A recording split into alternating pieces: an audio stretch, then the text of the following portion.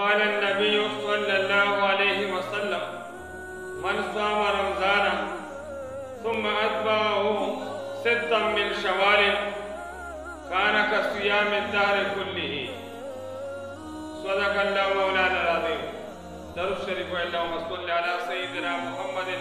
وعلى آل سيدنا محمد وبارك وسلم عليه. محترم من تاسو ته الله تعالی ډېر فضل او احسان وکړو چې د 2021 او د 1442 د دې هجري دغه رمضان دغه میاشتې روزې موږ ونیسلې. د دې باندې صلات شکر ادا کول پکار دی. خو بیا حدیث کې راغلی چې څوک دغه روزې د رمضان ونیسي او د هغې نه بعد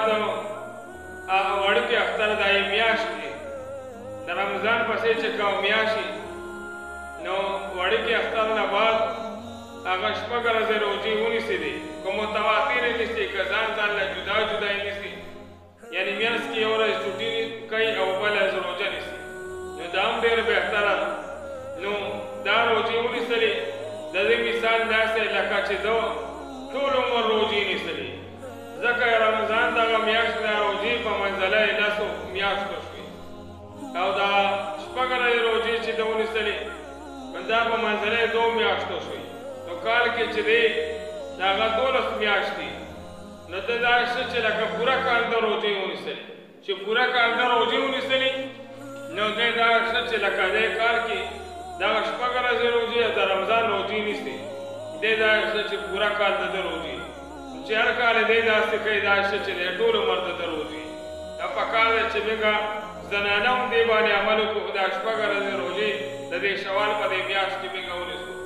او دغه شان نارینه هم کوشش کوو چې د دې میاشتې کې دغه 6 ورځې روزې کوشش وکړو چې هغه موږ ونیسو. د دې باره کې واقعه راغلې ده. سفیان ثوری رحمت الله علیه هغه فرمایي چې د یو عالم او خپل استاد سره ډېره هغه له مې خدمت کو، هغه له مې علم زده کولو، وی هغه دغه روزې 6 دا روزې به یې د دې شوال خامخا به یې نیسلې، هغه به نه قضا کولې. وی چې کله هغه وفات وخت نږدې شو نو هغه ما ته وی چې غسل لا کې غسل لا کړه، لیکن چې کله ده وفات شو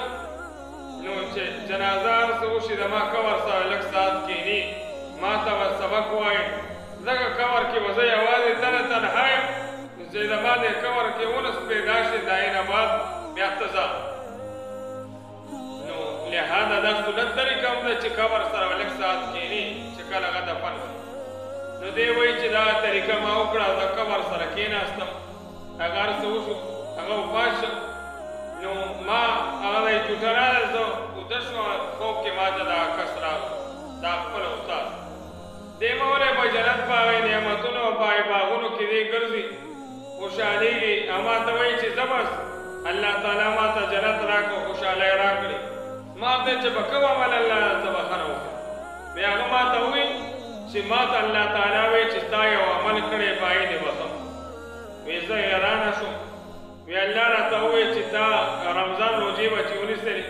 په شوال کې به تا دا 6 ورځې روزې نیسلې، نو بس دا کې یو عمل د وجې نه تا ته زه بخښنه کوم چې د هغې تاړو قضا کړي نه دي او هغه به د همیشه دا 6 ورځې روزې به یې نیسلې، د هغې د وجې نه زه تا ته بخښنه کوم. نو د دې وجې نه ځان هم پکار دی چې موږ تاسو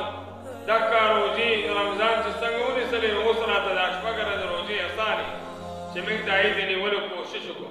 نو خپله یې ونیسو، نورو خلکو ته یې دې ترغیب ورکړو چې دغه روزې نیسو شوال ته. الله تعالی د عمل کولو توفیق راکړي. او ځان ته یو نصیحت تاسو ته کوم چې څومره خلک زموږ دا خبرې هغه اوري او ګوري او نور ته یې نشر کوي چې څنګه رمضان کې موږ تلاوت کولو، رمضان کې موږ امامتۍ سره جمع سره موږ مونځ کولو، او رمضان کې چې څنګه نوافل موږ کول، څنګه یو بل سره همدردي، روژه ماتې به ملیږه، صدقات هم کول، او د ګناه نه ځان بچ کولو، او خپل اخلاق هم چلول. نو دغه شان په دې پروژه کې د اختر نه بعد چې دا پوره کال دی د هغې کې به هم دغه شان د اعمالو هغه کوشش کوو، دغه شان عملونه به د هغې پابندي به کوو. الله تعالی د عمل کولو توفیق راکړي او الله تعالی موږ په دې